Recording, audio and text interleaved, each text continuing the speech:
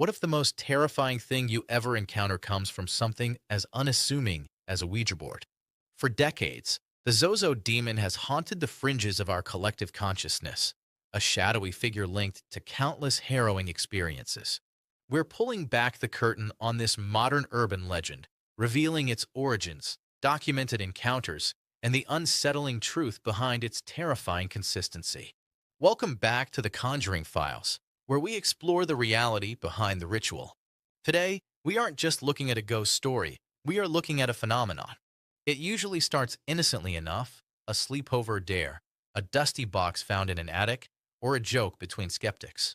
People are drawn to the Ouija board because it promises a direct line to the other side, a chance to speak to a lost loved one or peek behind the veil. But seasoned demonologists will tell you that a spirit board isn't a telephone, it's a doorbell. And when you ring it, you have no idea who is standing on the other side. Usually, the messages are gibberish or random spirits passing through. But terrifyingly, there is one specific entity that seems to be waiting for that door to open. Across different countries, decades, and languages, the planchette moves to the same four letters over and over again. Z. O. Z. O.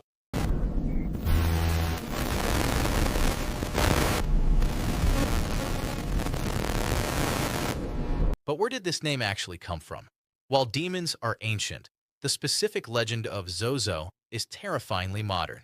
It didn't start in a dusty library or an ancient text. It was incubated in the glow of computer screens. In the late 2000s, paranormal forums and message boards began lighting up with identical stories.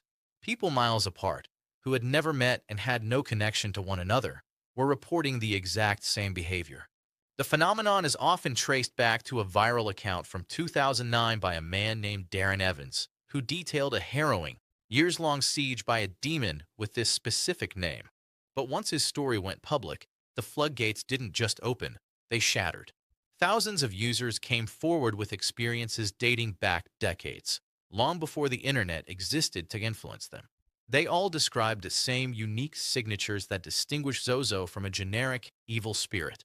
It isn't subtle. The movements are rapid and violent. The planchette will frantically move in figure eights, a sign of infinite entrapment, or slide to the corners of the board in a rainbow pattern. But the most chilling characteristic is the ego. It doesn't pretend to be your grandmother.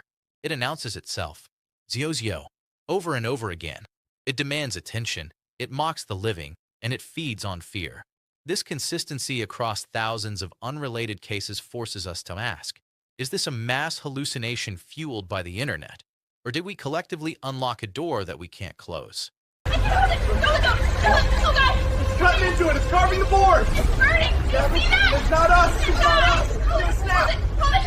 I can't! Something's coming It's breaking through! the board! No! Let go! It's the specific details of the manifestation that turn skepticism into panic. Zozo operates with a terrifying brand of consistency.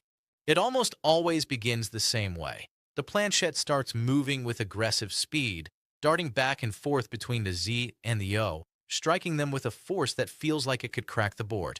Then, it often begins to count down. 10, 9, 8. The users at the table usually think it's a joke, but when it hits 1, the energy in the room shifts instantly. The air grows heavy, shadows seem to pool in the corners, and an overwhelming sense of doom settles over the group. Skeptics, of course, have a name for this, the ideomotor effect. They argue that our subconscious minds, fueled by the stories we've read online, are guiding our hands to spell out what we fear most. They say Zozo is nothing more than a digital urban legend, a tulpa created by our collective belief. But does the origin really matter if the scars are real? The problem with the psychological explanation is that it doesn't account for the physical aftermath. Eyewitness accounts from around the world describe phenomena that go far beyond a subconscious twitch.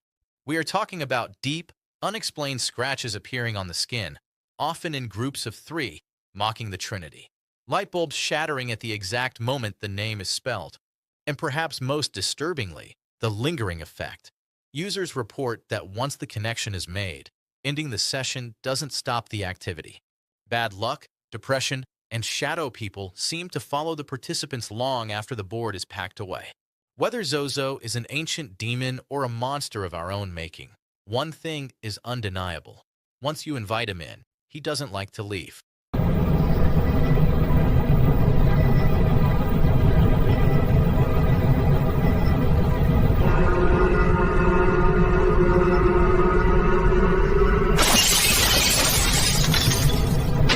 The fear of Zozo has long since spilled off the Ouija board and stained our pop culture. It is no longer just a whispered rumor. It is a full-blown franchise of fear. The entity has bled into the mainstream, inspiring horror films like I Am Zozo and becoming a staple antagonist in paranormal reality TV shows like Ghost Adventures. Every time a YouTuber screams at a moving planchette or a movie character is dragged into the darkness by an invisible force, the legend of Zozo grows stronger. This constant exposure creates a feedback loop. The more we see it on screen, the more we fear it.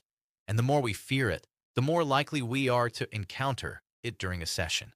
Zozo has effectively evolved into the Bloody Mary of the digital age. It is a modern urban legend that thrives on our fascination with the forbidden. It represents the ultimate cautionary tale, the idea that a mass-produced toy sold in toy stores could be a portal to hell. But whether you believe Zozo is a specific demon, a collective psychological manifestation, or an elaborate internet hoax, the danger feels real to those in the room. So, how do you protect yourself? If you find yourself at a table where the planchette starts counting down or spelling ZOZO, the advice from demonologists is consistent. Do not panic. Panic feeds the energy. Do not scream, and do not ask it questions. Immediately move the planchette to goodbye. Verbally close the session by stating, "You are not welcome here," and remove the board from the house. Control is the only weapon you have. Remember, a spirit board is only a door. You are the one holding the key.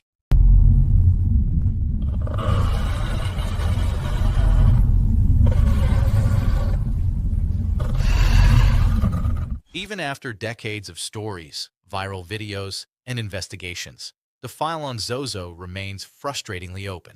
This isn't a myth that has faded with time. If anything, the reports are becoming more frequent. Every day, somewhere in the world, a group of friends is sitting in a darkened room, fingers lightly touching a piece of wood, unknowingly inviting this entity into their lives. The threat lingers because our curiosity never dies. As long as humans have the urge to peek behind the curtain of death, entities like Zozo, whether real or imagined, will always have an invitation to enter. From a scientific perspective, Zozo is a ghost in the machine of the human mind. There is no empirical proof, no DNA, no fingerprints, no way to capture a demon in a bottle. Skeptics will always point to the power of suggestion, arguing that we create our own monsters. And perhaps they are right. But tell that to the person who watched a glass smash against the wall without being touched. Tell that to the family who can't sleep because of the scratching in the walls. The truth lies somewhere in the gray space between scientific fact and experiential reality.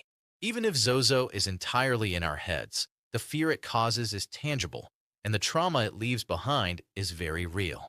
So, the next time you see a Ouija board gathering dust on a shelf, ask yourself, is it just a game, or is it a window? The answer might depend on whether you're brave enough or foolish enough to knock. If you've ever had an encounter with the Zozo Demon, or if you think this is all just a mass hysteria, let us know in the comments below. We want to hear your story. If this deep dive into the internet's darkest legends sent a shiver down your spine, hit that like button and share this video with your bravest friend. Don't forget to subscribe to the Conjuring Files and turn on notifications. We have many more cases to open. Until next time, stay safe and maybe keep the board in the box.